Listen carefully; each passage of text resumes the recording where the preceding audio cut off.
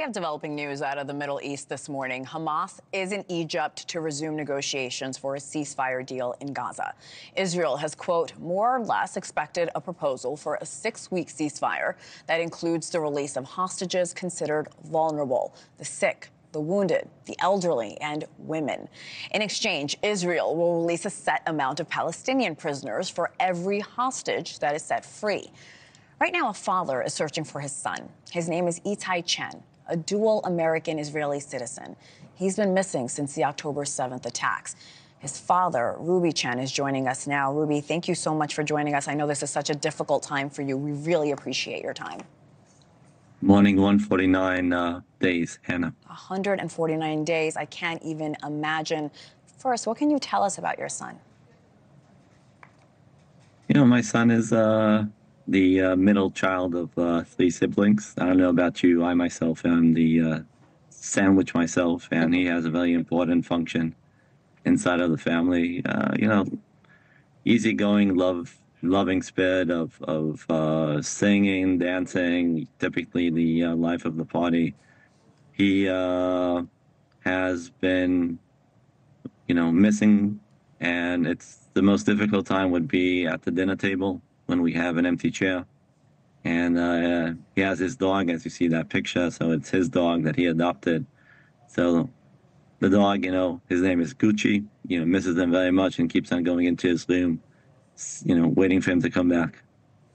How do you hold out hope that your son is still alive? How do you keep that optimism?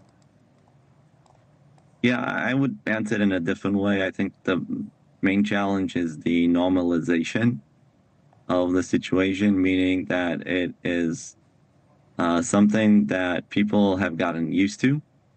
And I think that type of reaction that we get is the one that's the most difficult to absorb. So the last time to the viewers that U.S. citizens were held hostage for such an amount of time by a terrorist organization was in 1979, when Iran held U.S. hostages. And I think that is unacceptable, not just for the United States, but for the international community.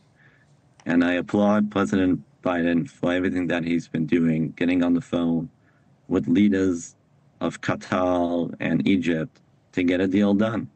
And that's what we're expecting, to get the U.S. citizens, but also all of the hostages out, because it is inhuman for anyone to be in those types of situation, of course, which is life-threatening. For 149 days, we have not gotten even a sign of life. 149 days. Ruby, what are officials telling you? We have an ongoing dialogue with the White House. And again, I'd like to appreciate the fact that they have taken their time to have a direct channel with the families of the 8 U.S. citizens. And it's pretty hard to see the finish line. Like, there's a lot of dialogue, there's a lot of back and forth, but the U.S. has at its disposal unlimited levers to put pressure on the players to get a deal done.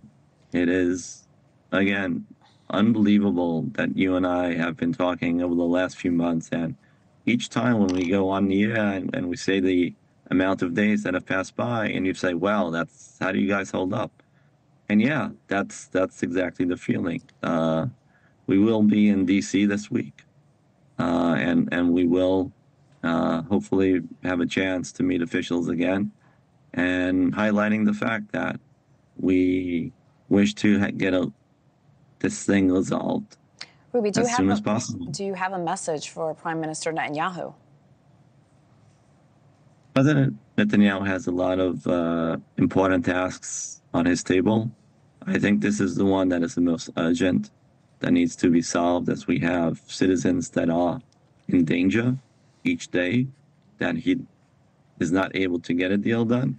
But again, I would also point the finger not just at Prime Minister Netanyahu, but also at Hamas. And Hamas is an organization that needs the international players to help support them. Thanks for watching. Go to joinnn.com to find NewsNation on your television provider. And don't forget to click the red subscribe button below to get more of NewsNation's fact-driven, unbiased coverage.